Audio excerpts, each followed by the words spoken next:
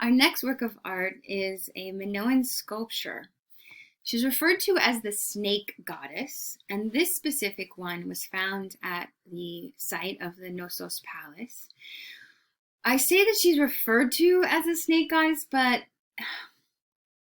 we need to be careful with our use of the word goddess. We are not sure. We're not positive. But what do we see here is somebody in some kind of power. We have a woman, and she's wearing typical Minoan female clothing. Remember I said they wear a tight sleeved vest that is open in the front to reveal bare breasts. It's tight at the waist, and then they wear a flounced skirt. And that's exactly what this young woman here has, or woman. I don't know how young she is. So she has her long, curly black hair, her vest open and pinched at the waist, and then she has her flounced dress. She also wears an apron, some kind of a drape of an apron in the front. In her hands, she holds two snakes. So that's why we call her the snake goddess. She seems to be wearing some kind of a crown with a feline, like a leopard, maybe, on her head. What's interesting about this, well, there's many interesting things about this, is that she's not the only one we've found. There are many found around Crete from the Minoan civilization. And we don't know what they are, what they symbolize, their function, their purpose. This is just another of these types of, quote, snake goddesses. They're not big. They're not big at all. To give you a reference, the one that we're focusing on, the snake goddess that was found at Knossos, she's just a little bit taller than the width of an average hand.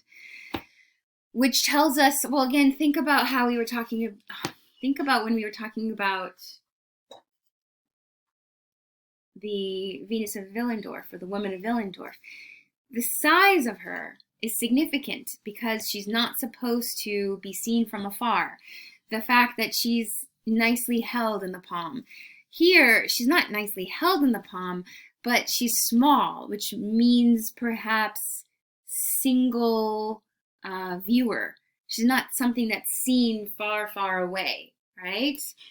And she's still remarkably well preserved. It's because she's actually carved, and then the coloring, oh, look at that. That's another snake goddess. See her? You see the similarity? They have the bodices, the flounced skirts, they're holding snakes. Here's some more. The reason that her coloring is so well preserved is because they are using a technique called faience. And that's your next vocabulary term. Faience, opaque glass silicate fired at a low heat. It's a type of glaze used in stoneware. So she has been carved of, where is it? I don't have it in my notes. She's been carved and shaped, I should say. Not carved. She's been shaped of stone and then covered in a glass powder that is fired, and when it melts, it creates that color of the patterns. So we have here fairly well preserved because the coloring is actually glass. I introduced the term faience with the Minoans, but they are not the first to do this. In fact, the Egyptians do it much earlier, and they're really good at it. We just didn't look at it in this class, but it is a technique that we see in Egyptian art. We now see it in Minoan art, so we assume there would have been some kind of communication between them. We know there was communication, but that communication could also be trading of artistic techniques and technology. Now, her function. She's holding two snakes.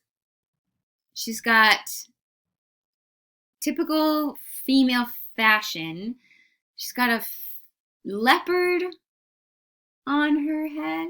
Oh, she measures 13 inches tall. The reason why we call her the snake goddess is because she does seem to exert some kind of power or control over nature. Snakes can be deadly. Leopards can be deadly. And here she grasps onto them, and that leopard is tamed on her head. It's passive. So is this perhaps a goddess of nature, of deadly forces? Is this her control? Is she a guardian of some sort against these kinds of dangers? We're not sure. But her control over them does exhibit a harmony with nature. She's not cutting off their heads. She's not shooting them with arrows like Ashurbanipal would do, right? Instead, there is this balance, this harmony between the female and these snakes and the leopard.